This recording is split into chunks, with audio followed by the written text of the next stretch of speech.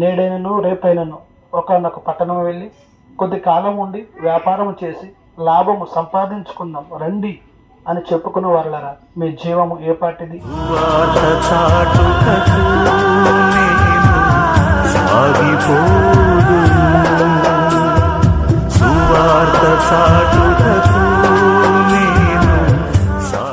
నీటి బుడగలాంటిది నీ జీవితం, గడ్డి పువ్వు లాంటిది నీ యవ్వనం.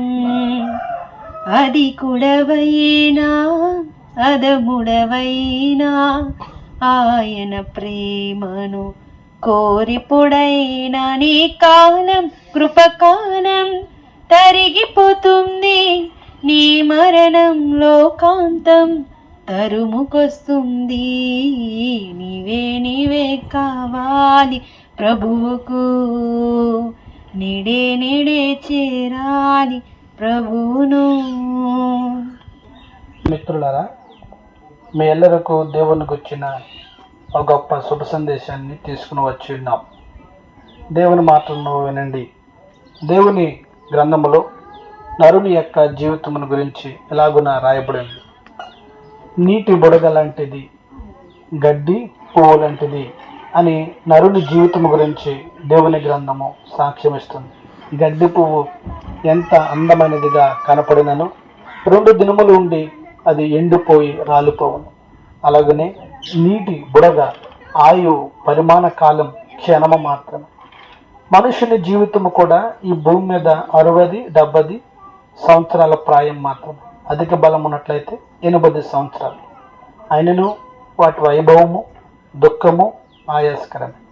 కాబట్టి ఇది అశాశ్వతమైనటువంటి జీవితం అని ఎరగండి.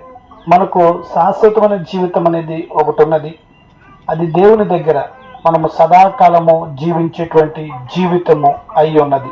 శాశ్వతమైనటువంటి జీవితమును జీవించుట కొరకు ఆలోచన చేయాలి.